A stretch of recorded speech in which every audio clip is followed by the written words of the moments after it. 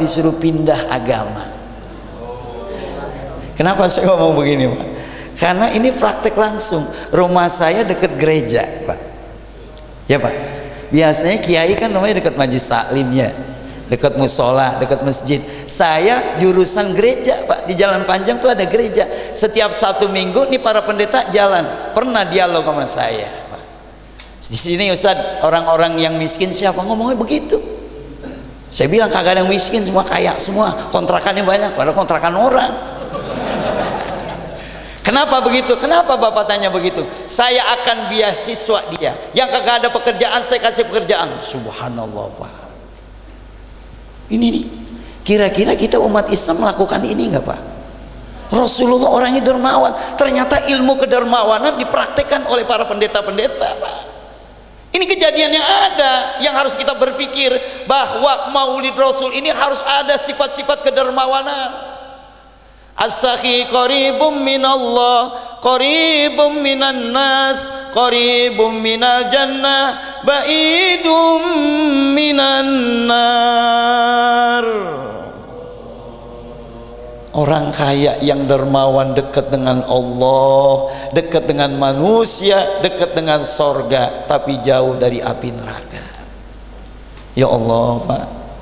Nabi habis sholat asar kagak pakai zikir lagi, nggak pakai doa lagi, langsung pulang. Ketika itu balik lagi ke masjid. Ada yang nanya, ya Muhammad, tumben kamu kagak pakai zikir. Tumben ya Muhammad, tumben tahu tumben. Kenapa engkau nggak pakai zikir lagi, nggak pakai doa lagi? Ketika saya mengucapkan salam, saya ingat di bawah bantal saya ada beberapa gram emas dan uang yang belum disodakokan. Saya takut kalau ini disimpan nanti akan menjadi beban nanti di yaumil qiyamah. Ya, Pak. Karena orang kaya sama orang miskin, pertanyaannya banyakan mana, Pak? Jawab. Orang kaya sama orang miskin, pertanyaannya banyakan mana? Orang kaya. Orang kaya sama orang miskin nanti di sana lebih susah mana? Lu tahu? Pak, al-aghniya mahbusun, orang-orang kaya ditahan dulu, tapi orang-orang pikir, orang-orang miskin, miskin atau kaya? Miskin, lanjut masuk ke dalam surga. Kenapa? Enggak usah ditanya. Tapi kalau orang kaya diberhentiin dulu, ditanya tuh harta dapat dari mana? Udahkah disedekahkan di jalan Allah? Jadi saya tanya sekarang, Bapak mau miskin atau kaya? Lu kagak ngerti ya dijelasin sama guru ya, Pak? Ya, Pak. Subhanallah, Pak. Ini nih yang dicontohkan, kata Allah kan, masalul ladina yunfikuna amwalahum fi sabilillah kamasali habbatin ambatat sab'a sanabila fi kulli sumbulatin mi'atu habbah wallahu yudha'ifu liman yasha wallahu wasi'un alim. Ini saya yakin di Maulid malam hari ini karena kedermawanan orang-orang kaya. Ya, ini duit sendiri apa sumbangan? Aja Gus, sumbangan. Ada yang nyumbang 500.000, ada nggak? Ada. Ada yang nyumbang 300.000, ada. Ada yang nyumbang 200.000, ada. Ada yang 100.000, ada. Ada yang 50.000, ada nggak? Ada yang kagak ngasih, ada nggak? Mana yang kagak ngasih itu? Ya Allah, Pak. Dulu ada cerita, Pak, penting, Pak. Dulu orang Roblong ngajinya sama Kiai Haji Nur Ali Bekasi. Ya, Pak. Pak, ngajinya sama Kiai Haji Nur Ali Bekasi. Dia naik motor Vespa zaman dulu. Belum sampai Bekasi, di tengah jalan, Pak, bayangin motor Vespanya mogok. Bensinnya habis. Dia rogoh kantongnya cuman hanya ada uang 5.000. Pertanyaan saya, uang yang 5.000 ini dibeliin bensin atau disodakoin?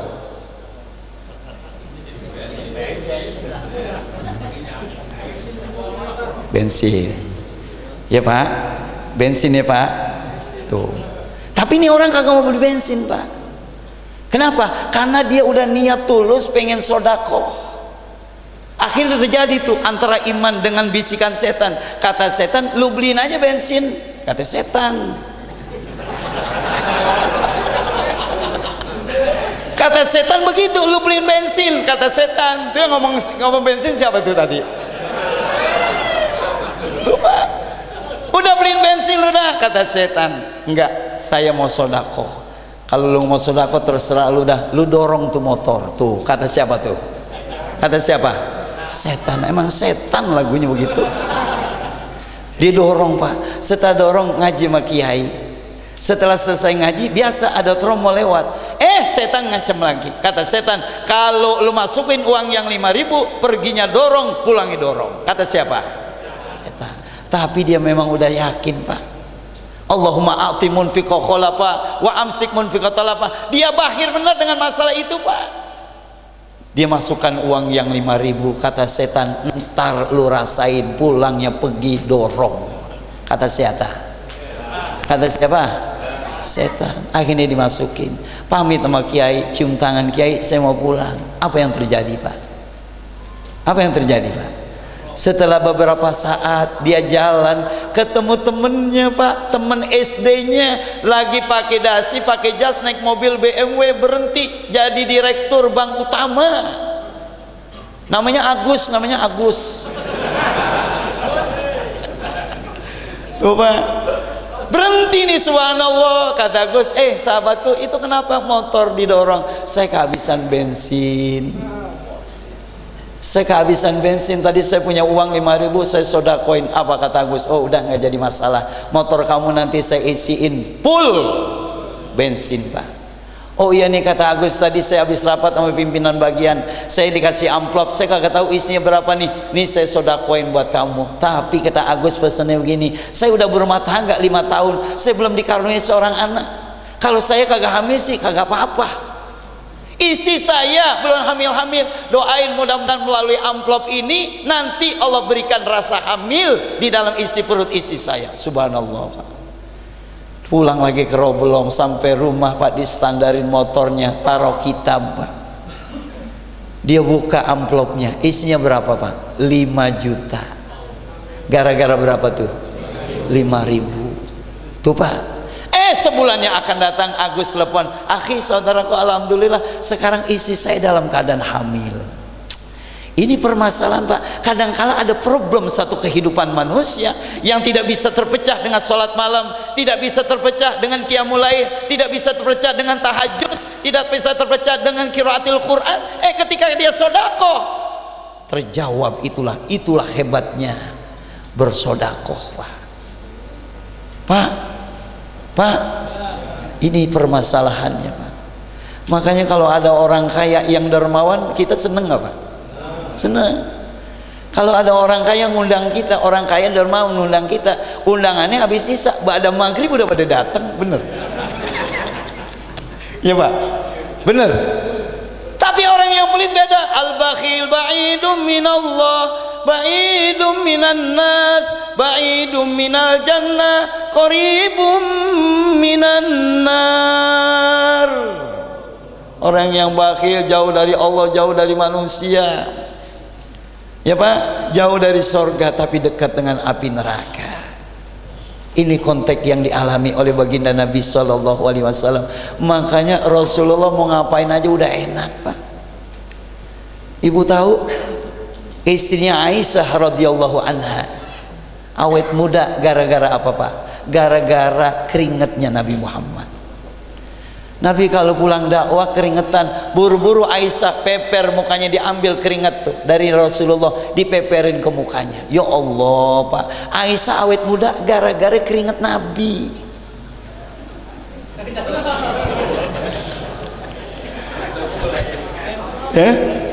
Ya Pak, coba Bapak pulang ngojek, ya Pak, Bapak pulang ngojek keringetan, bilang sama mamanya, mah, nih keringet Papa, mah.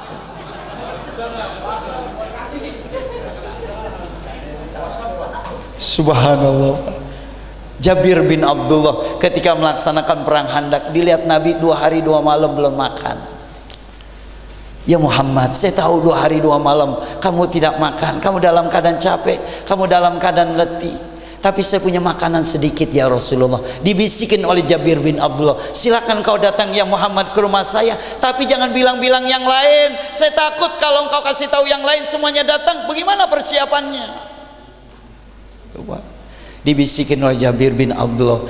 Nabi Muhammad habis dibisikin bukan malah diam, dia ngomong, Pak. Bapak-bapak, semuanya nih kita diundang oleh Jabir bin Abdullah. Ya Allah, Jabir bin Abdullah mukanya merah. Kenapa merah, Pak? Kalau datang semua bagaimana? Kata Nabi Muhammad, tenang ya Jabir, nanti saya datang lebih awal, pesen saja istrimu itu makanan yang ada di dalam kuali jangan dibuka dulu tutupnya.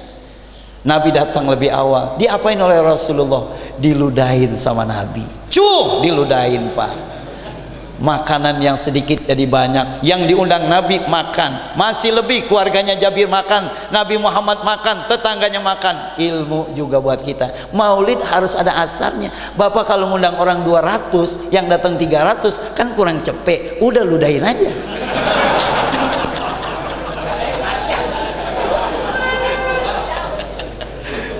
Ilmu, Pak. Kan kata Agus harus ada asarnya ya Gus, benar. Harus ada hikmahnya, Pak. Permasalahan konteks dalam kehidupan manusia ini begini.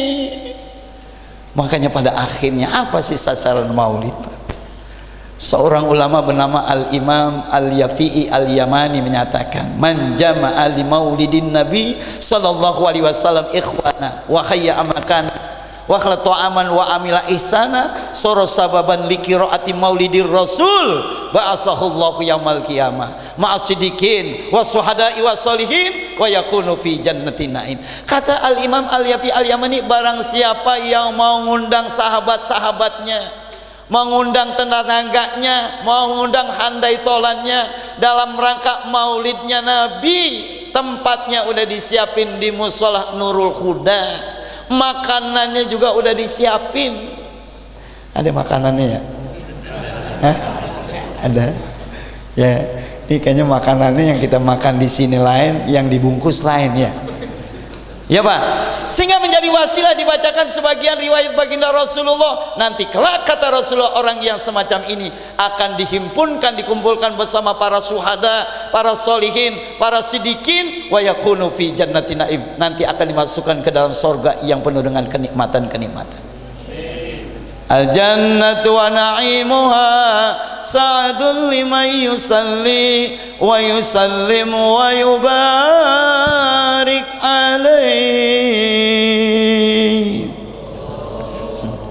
Surga dan segala kenikmatan-kenikmatannya diprioritaskan buat siapa, Pak? Buat orang-orang yang senang cinta mengagungkan baginda Rasulullah sallallahu alaihi wasallam. Kalau malam hari ini kita maulid, sasarannya man adzama maulidi kuntu lahu syafi'an yaumal qiyamah wa man anfaqa fi maulidi faka'annama anfaqa jabalan fi sabilillah. Siapa yang mau mengagungkan kelahiranku, nanti kelak dia akan mendapatkan syafaat dari Rasulullah. Amin, Pak. Siapa yang mengorbankan harta bendanya, nanti akan dirubah oleh Allah harta bendanya bagaikan gunung yang terbuat dari emas, dalam rangka memperjuangkan kalimat la ilaha illallah Muhammadur Rasulullah. Tuh, Pak. Tuh. Ya, Pak. Abu Sa'id Al-Malik mengorbankan 300.000 dinar. Dia sembelih 10 ekor kambing, 10.000 ekor kambing, 5.000 ekor ayam. Disiapkan nampan, subhanallah, 100.000 nampan, 30 piring isinya manisan. Dalam rangka apa? Dalam rangka membangkitkan kualitas umat Islam yang tidur supaya bangun. Ya, Pak. Semangat maulid itu kan dalam rangka merubah, Pak. Mudah-mudahan nanti pengajian begini lagi jamaahnya. Setuju nggak? Setuju nggak, Pak? Setuju, insya Allah, Pak. Karena saya lihat kalau nujuariin jamaahnya banyak di sono Sukabumi. Kalau lagi Sukabumi, ada Sukabumi Utara, kalau lagi acara 7 hari jamaahnya banyak, Pak. Tapi kalau ngaji jamaahnya orang tua mulu gitu, Pak. Kagak tahu di sini bagaimana? Hah? Insya Allah kagak, enggak. Ya, Pak ya? Pak. Karena kalau kita mencintai Nabi, kita harus mencintai apa yang dicintai oleh Rasul gitu. Kalau kita dasarnya maulid cinta Nabi dan iman kepada Rasulullah, kita harus mencintai apa yang dicintai oleh Nabi. Apa tuh yang dicintai oleh Nabi? Thalabul ilmi, belajar, Pak, nuntut ilmu. Ya Allah. Bapak kalau ditanya, Mau harta atau mau ilmu, Pak? Bu, Bu, Ibu kalau ditanya mau harta apa mau ilmu? Nih kayaknya ragu-ragu jawaban ini. Dia mau jawab ilmu, takut kagak punya duit. Dia jawab harta, dia malu sama kayak hapani, ya Pak. Oh benar kata Nabi, utlubul ilma wal mala, cari ilmu dan harta. Silakan cari ilmu dan harta, karena ketika kita ketemu dengan orang alim memuliakan kita bukan karena harta kita, karena ilmu kita. Tapi kalau orang bodoh menilai kita karena harta kita, subhanallah. Fakhtar Sulaiman bainal ilmi wal mal. Ketika Nabi Sulaiman disuruh pilih antara ilmu dengan harta, Nabi Sulaiman pilih ilmu. Alasan Nabi Aisababin ya Sulaiman. Kata Sulaiman, kalau saya punya ilmu, yang jaga diri saya adalah ilmu. Tapi kalau saya punya harta, yang jaga harta adalah saya. Kita punya mutiara, harganya 1 miliar, Pak. Kita simpan di dalam laci lemari. Berapa kunci yang harus kita butuhkan untuk menjaga kunci itu, Pak? Kita punya pintu gerbang yang terbuat dari apa? Besi. Ada kuncinya nggak? Ada. Lalu kita masuk ke ruangan depan. Di ruangan depan pintunya 2 lapis. Ada pintu yang terbuat dari besi dan ada pintu yang terbuat dari kayu. Dua-duanya ada kuncinya. Masuk ke ruangan tamu, belok ke kanan, mau masuk kamar. Kamar ada pintunya nggak? Ada kuncinya. Lalu masuk ke dalam kamar, di lemari ada kuncinya nggak? Ada. Ketika dibuka lemari, ada yang namanya lacinya. Lacinya ada kuncinya nggak? Ada. Ketika dia buka lacinya, ada lagi kotak kecil untuk menyimpan mutiara yang harganya 1 miliar itu. Ada kuncinya nggak?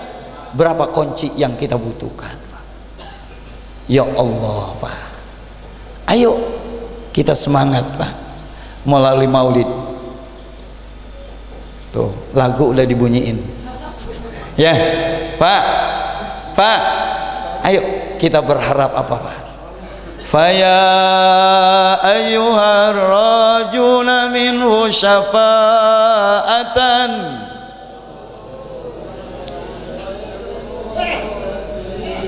wa ya al-mustaquna ila ru'ya jamali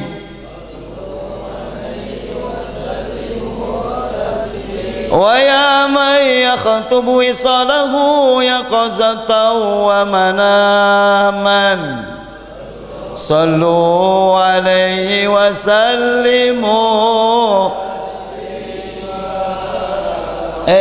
Allahumma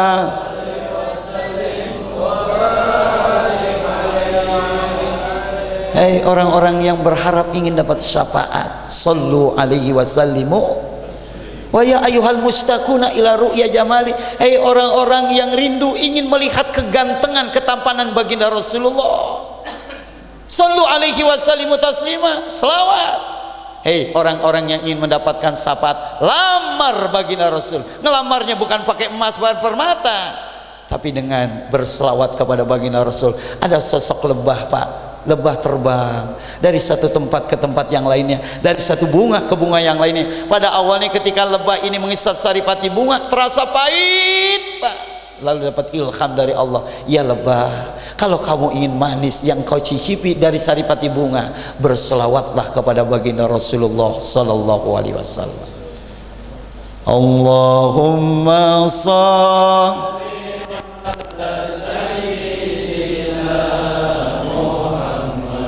wa asghiri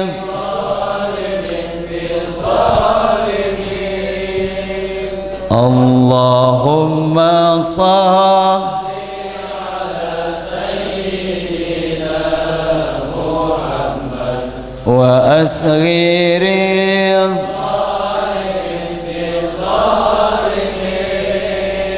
wa akhrijna min bainihim